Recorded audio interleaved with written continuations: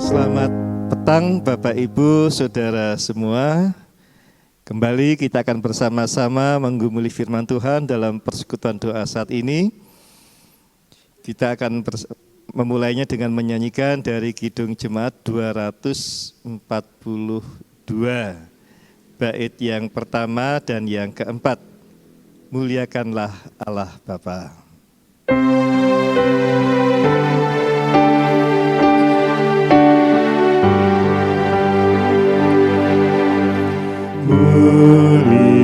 Muliakan Allah Bapa, muliakan Putranya, muliakan kepengingan ketiganya yang esa.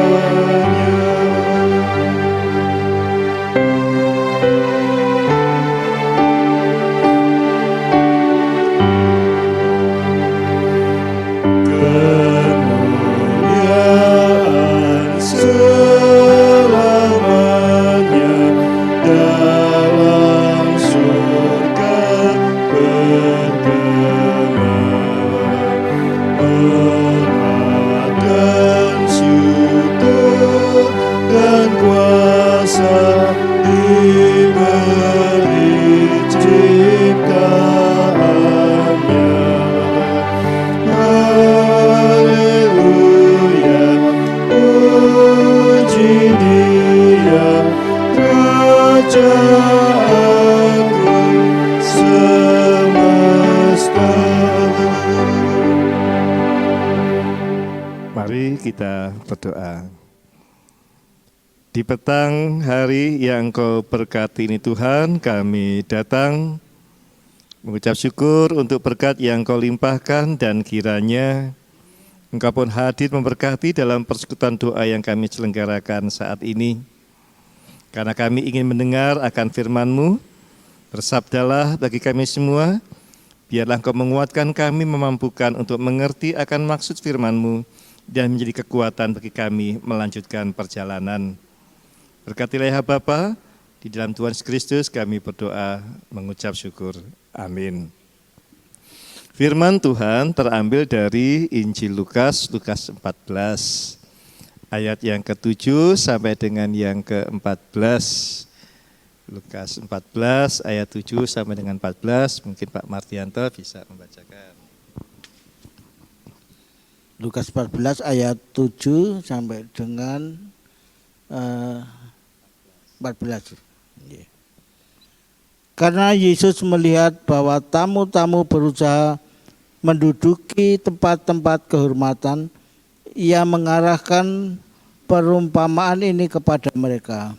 Kalau seorang mengundang engkau ke pesta perkawinan, janganlah duduk di tempat kehormatan, sebab mungkin orang itu telah mengundang seorang yang lebih terhormat daripadamu. Supaya orang itu yang mengundang engkau dan dia jangan datang dan berkata kepadamu, berilah tempat ini kepada orang itu. Lalu engkau dengan malu harus pergi duduk di tempat yang paling rendah. Tetapi apabila engkau diundang, pergilah duduk di tempat yang paling rendah. Mungkin tuan rumah akan datang dan berkata kepadamu, sahabat, silakan duduk di depan. Dan dengan demikian engkau akan menerima hormat di depan mata semua tamu yang lain. Sebab barang siapa meninggikan diri, ia akan direndahkan. Dan barang siapa merendahkan diri, ia akan ditinggikan. Dan Yesus berkata kepada orang yang mengundang dia, apabila engkau mengadakan perjamuan siang atau perjamuan malam, janganlah engkau mengundang sahabat-sahabatmu atau saudara-saudaramu atau kaum keluargamu atau tetangga-tetanggamu yang kaya, karena mereka akan membalasnya dengan mengundang engkau pula, dan dengan demikian engkau mendapat balasannya. Tetapi apabila engkau mengadakan perjamuan, undanglah orang-orang miskin, orang-orang cacat, orang-orang lumpuh, dan orang-orang buta. Dan engkau akan berbahagia karena mereka tidak mempunyai apa-apa untuk membalasnya kepadamu. Sebab engkau akan mendapat balasannya pada hari kebangkitan orang-orang benar. Ya, terima kasih. Tema kita mohon kerendahan hati. Kerendahan hati sebagai buah dari roh, karya roh. Bapak yang terkasih, dalam bacaan kita yang pertama bicara soal undang-mengundang. Undang-mengundang. Biasanya kalau yang diundang itu siapa toh? Katanya kalau orang-orang sing duwe gawe kuwi, wah sing diundang ki wong sing sugih-sugih ben sumbangane gede. Nek perlu rasah teko ning sing penting sundangane teko, kaya Mbah Minto kuwi lho. Le sing penting THR-mu teko. Nah, memang seringkali terjadi seperti itu. Yang diundang adalah orang-orang yang mampu, yang kaya, yang dengan harapan memang ada motivasi sadar tidak sadar seperti itu. Nah, dalam sebuah pesta saya seringkali juga bertanya-tanya, kenapa ya ada tradisi yang berbeda antara Jogja dan Solo. Kalau orang-orang Jogja itu nek pesta pernikahan biasanya pesta berdiri standing party. Datang, salaman, makan, terus pulang. Tapi Solo sekitar lebih senang datang, duduk, dan seterusnya. Kita tidak usah bahas itu karena itu berhubungan dengan sosio budaya dan macam-macam. Tapi bagaimanapun juga ada hal yang menarik dalam hal-hal seperti itu. Dikatakan juga dalam ayat kita bagaimana seseorang yang diundang sebaiknya dia duduk di belakang. Nanti kalau yang punya rumah tahu bahwa Anda adalah bagian dari tamu yang terhormat, lalu diaturi duduk di depan. Jangan nganti rumangsa terhormat lungguh ning ngarep dhewe, tibake dikon mundur. Ada rasa malu yang tidak terhingga dalam hal itu. Tapi kalau di gereja biasanya orang datang ke ibadah duduk di belakang. Padahal berkat datangnya dari depan. Nah, lalu apa yang terjadi dalam hal-hal ini? Bentar kasih, mengapa manusia jatuh dalam doa? Banyak penafsir yang mengatakan bahwa kejatuhan manusia dalam doa karena ego manusia yang sangat luar biasa. Sehingga kita kenal rasa egoisme, egosentris. Ego yang luar biasa ini yang mengalahkan kehendak Allah. Ketika setan bertanya, kalau engkau makan buah ini, engkau akan menjadi seperti Allah. Disitulah ego manusia dinaikkan oleh si setan, sehingga manusia lalu ingin menjadi seperti Allah. Melawan Allah, inilah yang menjadi kejatuhan dosa manusia. Karena apa? Karena egonya, dia merasa tidak mau merendahkan diri di hadapan Tuhan. Maunya serba yang nomor satu. Sehingga nek dodolan kecap itu mesti nomor satu. Tidak ada kecap yang nomor dua. Nah, ego manusia inilah yang lalu menimbulkan kesombongan. Yang menonjolkan kepada penghargaan terhadap diri lebih besar daripada yang lainnya. Sehingga manusia merasa lebih hebat, lebih baik, lebih mampu daripada yang lainnya. Bahkan Allah sendiri direndahkan oleh manusia. Inilah kesombongan ego manusia. Dan inilah yang menjadikan manusia jatuh dalam dosa. Karena egonya ini, karena kesombongan inilah yang menyebabkan lalu manusia di dalam penderitaan. Jadi orang sombong itu biasanya malah menderita. Lah sebabnya apa? Anak tidak terwujud malah isin kaya sing lungguh ning ngarep tibake dikon mundur. Nah, benar kasih dan Yesus Kristus di dalam masa Pentakosta ini kita percaya bahwa Allah berkenan memberikan mewujudkan janjinya kepada kita curahan Roh Kudus. Curahan Roh Kudus. Karena apa? Dikatakan dalam Yohanes 14, roh itulah yang akan menuntun, menghibur, memampukan kamu untuk hidup menjadi anak-anak Allah. Jadi Roh Kudus diutus memang supaya kita bisa hidup seturut dengan kehendak Tuhan. Artinya tanpa Roh Kudus, seberapapun kuatnya imanmu, seberapapun kuatnya ketaatanmu,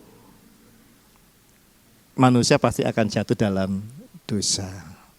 Malah sering jatuh dalam dosa itu jatuh dalam kesombongan.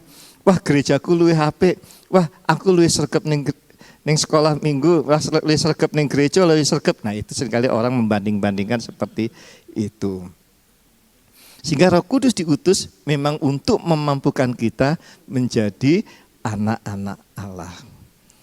Nah, karena itu ketika orang menerima Roh Kudus, menyambut kedatangan Roh Kudus, dia menyambutnya dengan menyerahkan segala sesuatu di hadapan Allah, merendahkan dirinya di hadapan Tuhan, dan ikut berjalan bersama dengan Roh. Ikut berjalan bersama dengan Roh. Berjalan bersama dengan Roh, salah satunya adalah bagaimana kita bisa mengendalikan emosi kita. Bagaimana kita bisa mengontrol diri kita, bagaimana kita bisa menjaga setiap langkah kita. Mengontrol emosi berarti lalu kita tidak menjadi sombong. Kalau toh berhasil, kita tidak menjadi sombong. Kalau toh gagal, kita juga tidak lalu menjadi kecewa yang sangat luar biasa. Kalau kita merasa mendapat sesuatu yang besar, naik pangkat atau apa, kita tidak menjadi arogan. Ketika kita mendapat jabatan dalam pemerintahan ataupun organisasi, kita tidak merasa sesuatu yang lebih dari yang lainnya, sehingga menggunakan fasilitas untuk kepentingan pribadi, bukan untuk menunjang pekerjaannya. Nah, disitulah karya Roh Kudus dinyatakan. Karya Kudus diberikan pada kita supaya kita hidup di dalam karya itu. Nah, hidup dalam karya itu dengan cara dan kenyataannya yaitu dengan pengendalian diri. Dalam bacaan tadi sama seperti ketika kita diundang, kita tidak lalu menyombongkan diri kita. Wah, aku iki pejabat tinggi, mesti ini kudu lungguh ning ngarep, ora sah. Lungguh ya, cari tempat yang nyaman. Tempat yang nyaman untuk kita bisa mengikuti prosesi upacara yang ada tanpa perlu menyombongkan diri, aku iki sopo. Wah, aku teko kok orang asing menyambut. Engko nek oleh sambutan oke malah nyaure kangelan. Jadi seperti itu. Dalam bermasyarakat, meskipun kita orang berada, orang berpendidikan, orang yang serba mungkin diberkati Tuhan, tapi dalam pergaulan kita tetap merendahkan diri kita. Tetap menghargai sesama, tetap dapat menerima pendapat orang lain, tetap terbuka. Jangan malah, wah, mosok pendapatku ora ditompo, aku iki sapa to? Malah takon. Aku sapa kan pendidikan saya sudah S3, pekerjaannya sini. Mosok kalah karo iki, jangan seperti itu. Karena apa?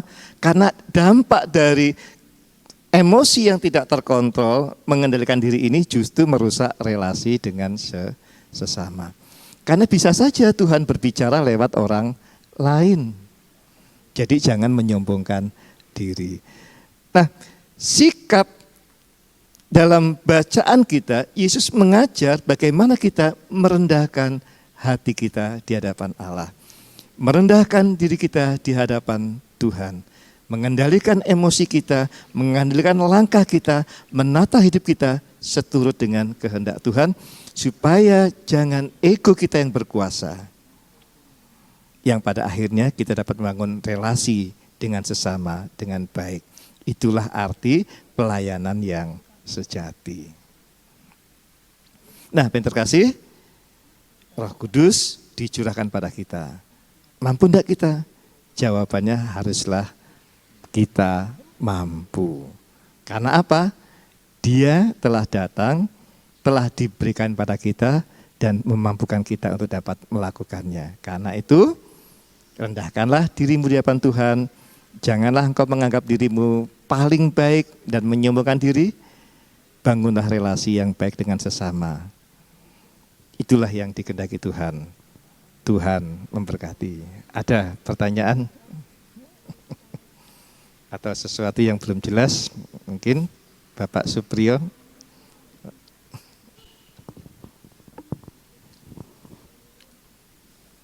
Jadi di sini yang dimaksud dengan kerendahan hati itu malah sebagai kekuatan ya Pak ini, bukan kelemahannya ini. Ya memang seringkali orang berkata gini, ketika dulu waktu saya masih muda, karena sekarang sudah tua, ini anak muda itu harus bisa merokok, mosok wong lanang ora ngerokok. Oh mungkin itu. Nah, itu orang yang hanya membangkitkan emosi. Tapi apakah yang tidak merokok tidak jantan, tidak baik? Ya tidak.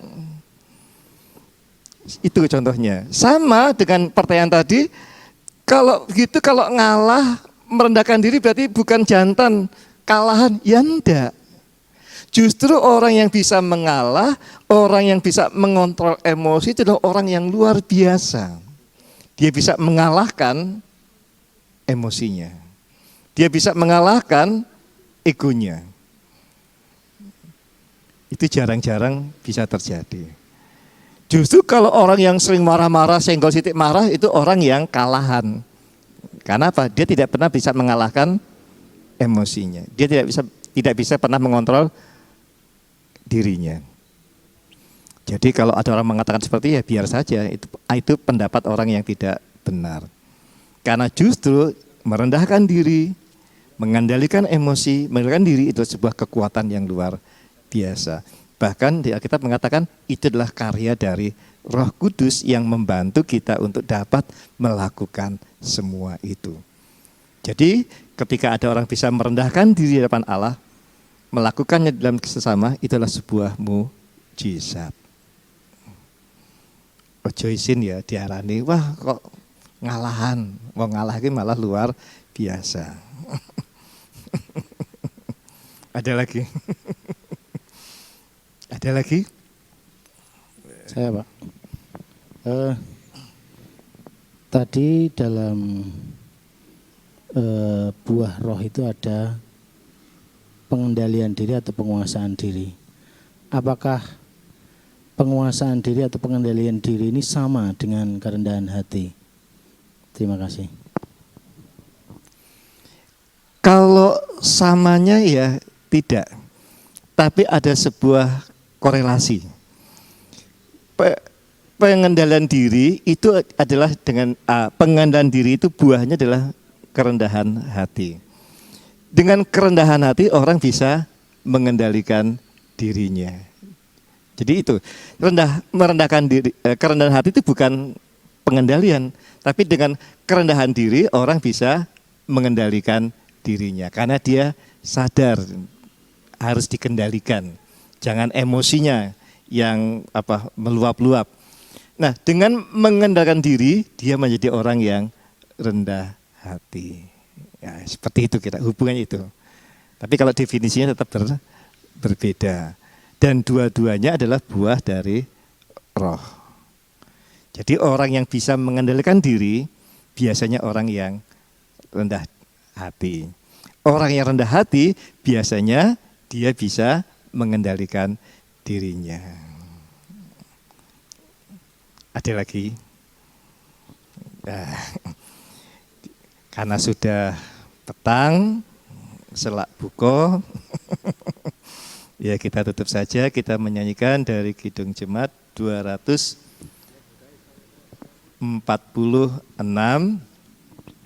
bait yang pertama dan yang ketiga.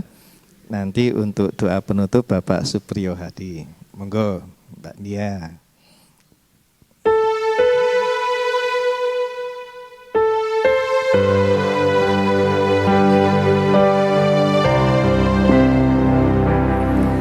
Ya Allah yang Maha Tinggi, Kau pencipta dunia ini, kami juga Tuhan ciptakan agar Dikau tetap dipuji.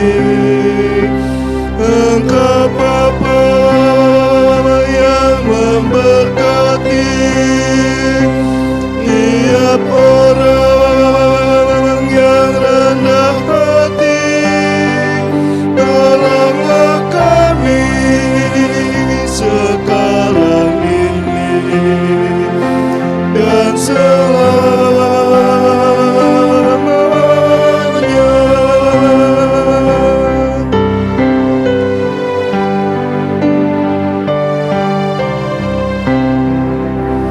Ya Allah yang Maha Suci, Engkau turun ke dunia ini, Kau menyala bagaikan api, memurnikan nurani kami, mengobarkan semangat kami, agar kami menjadi berani.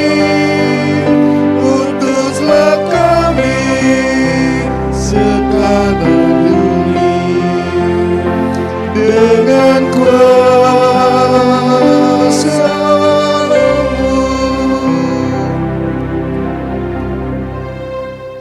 Terima kasih firman-Nya. Mari kita tutup pertemuan doa pada malam hari ini. Mari kita berdoa. Tuhan Allah Bapa yang Maha Tinggi, Tuhan Allah Bapa yang Maha Agung dan besar dan kuasa, pada saat ini kami mengucap syukur pada Engkau telah Bapa, karena berkat-berkat-Mu yang luar biasa pada kami, yang kami rasakan pada masa pandemi corona ini, ya Tuhan Allah Bapa. Engkau selalu melindungi kami, menyertai kami, sehingga kami dapat pada saat ini dapat mengadakan persetujuan doa pada malam hari ini. Dan Kau telah tuntun kami dari awal hingga akhir persetujuan doa ini dapat berjalan dengan lancar. Tuhan Bapa, kami ucap syukur pada Engkau atas berkat firman-Mu ya Tuhan Bapa yang telah disampaikan Bapak Pendeta, supaya kami dapat merendahkan hati, supaya kami dapat mempunyai kasih, supaya kami dapat mengasihi sesama dan Engkau telah Bapa, supaya Engkau selalu dimuliakan melalui kami dalam kehidupan kami sehari-hari. Tuhan Bapa, saat ini kami sudah selesai mengadakan persetujuan doa, dan kami akan kembali ke rumah kami masing-masing ya Tuhan Bapa. Kiranya Tuhan Bapa sertai dan lindungi kami, sehingga kami dapat sampai di rumah kami masing-masing dengan selamat. Tuhan Allah Bapa, kami juga berdoa untuk tim multimedia yang selama ini telah mendukung berjalannya persetujuan doa maupun ibadah-ibadah online ya Tuhan Bapa, sehingga dapat berjalan dengan lancar. Dan kami yang beribadah di rumah dapat menikmati dan dapat merasakan kasih-Mu yang begitu besar, dan mendapatkan firman-Mu yang menuntun kami dalam kehidupan kami sehari-hari. Tuhan Bapa, doa yang jauh dari sempurna ini kami panjatkan dalam nama Tuhan kami, Tuhan Yesus Kristus. Amin.